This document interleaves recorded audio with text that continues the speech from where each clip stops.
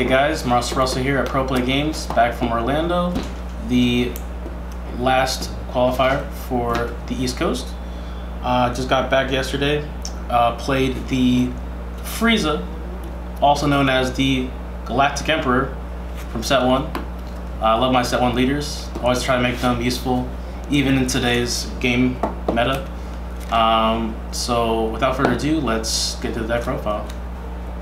Alright guys, so some of you may not know what the leader does since it was from set 1, so I'll go over it. The front side is at the end of your turn, untap 1 battle card, and when you awaken at 4, you draw 2 cards.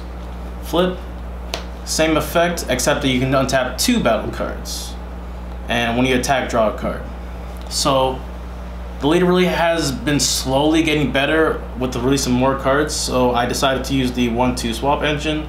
Credits go to Mark Pakika, one of our local players, topped with it at one of our events, so I decided to work around with it with our team.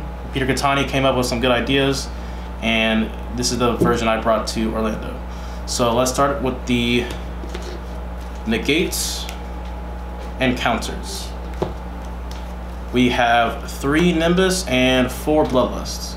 So this is a card people haven't seen very much recently. It's been going under the radar, called Bloodlust. Kind of defined the meta back in the day, but they did increase a lot of, interaction with this card with Deflect and Killy Zone. People surprisingly did have it at the event, the Killy Zone card, but I still pulled out a few wins even when they did that play. Flying Nimbus just shuts down people's turns, and combining this card with blockers is very, very effective. And I do run quite a few blockers in this deck. So let's go ahead and show you some more of those cards. I'm gonna get out the 1-2 swap engine portion. The 2 drops that you swap into were Carrying Mother Videl and Scrambling Assault Goten. These cards plus practically infinitely for this deck, because every time they attack or every time you tap them, they draw you a card. So they usually go 1 for 1. But the cool thing about this leader is that it actually unstands them, so your opponent can't attack into them. Even when they're in rest mode, at the end of the turn they just become active again. So the only way to do it is use KO cards, but then you just Bloodlust their KO cards and you get away with it.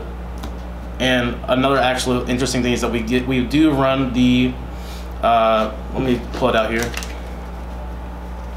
Ox King, Dead Heart, to give all 3 drops or lower yellow cards barrier. So these cards, not only are they restanding, but they have barrier.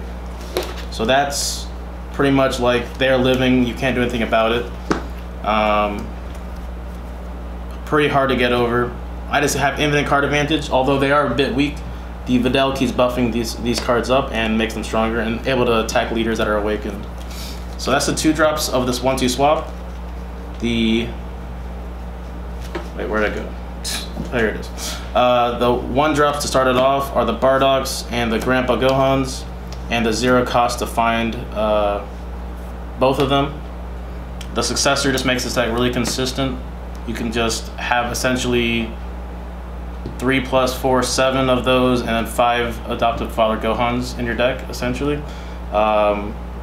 It's just free cycle near the end of the deck, so this 0 cost card becomes a 5k pump if you just search one of these, and it's really good energy to search for in the late game. And it's 1-2 swap, so you guys know what that does. The interesting thing was from the World Tournament, we got the Krillin and Chaozu link cards.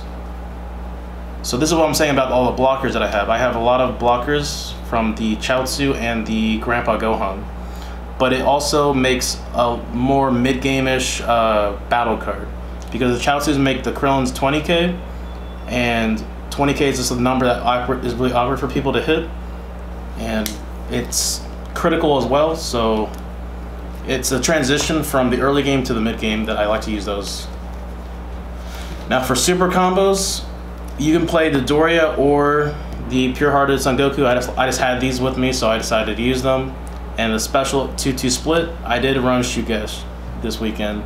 for a very important target that I'm about to show you next. I would always like to Shugesh in this 30k vanilla Son Goku from the Champion Pack. This guy, combined with the barrier giving from the Ox King, including the 0 cost cheating it out with Shugesh, was insane. It caught a lot of people off guard. They didn't know how to handle it, and it just kept swinging every turn. I left it tapped. I had 2 other battle cards that I prefer to keep untapped because no one really wants to trade into a 30k. So that thing just got a lot of value this tournament, especially when I combined it with Battering Laser and gave it a Champa. So 40k base with just like a few cards is insane. Battering Laser was a very key card this event. This game is rising in popularity a lot. Alongside that combo, Battering, Mira, Double Strike, good game. Like very strong. Last is the removal card, because we have no removal in our deck besides our overrun cards. So we have 1 Mass Sand just for some removal to hopefully disrupt those Demeter players. Alright, so this was the sideboard, guys. It was pretty small. I didn't get 15 cards. I wanted to put 3 more Kid Gokus, but actually the Gohan one from the starter deck, so I could kill rest mode cards like the Victory Strike, but I just didn't have it on me at the time. But I definitely would put that in the sideboard. 2 Crusher Balls, really strong against Demeter players. The 4 Son Goku, just against certain matchups that I might need it. Like people who couldn't run Shugesh, like the announcer leader that I went against, was very strong to put the 4th one in to guarantee just big bombs that cheated it out for 0. Haru Haru just to beat. This is a standard sideboard card. If you go against a yellow or a green leader, it's just really strong. That's this crit that you can keep untapping. That's pretty strong. And then all the foods that are good right now. Dimensional Banisher, warp a card without any cost restriction. Scientist Food, draw 2 cards. I kind of didn't want to put this card in because drawing, I did like get close to decking out quite a few times. And then the 10 drop Food, just if any controlled decks just like slowly pushing out the game, it just finishes the game. It's just like, nope, I'm done. So that's the sideboard, guys. Hope you guys enjoyed. Alright guys, thanks for watching. That was the Galactic Emperor Frieza deck that I brought to Orlando. I'm gonna call it the 1-2 Galactic Shuffle. Shout outs to Mark Pakika for the deck idea and for the team for working on it a little bit. And the longer version of this video will be up on our Patreon. I go more in depth of my matchups and how I play the deck, so make sure to check that out. Thanks for my sponsors, Ultra Pro and PPG, and I'm signing out, guys. Bye.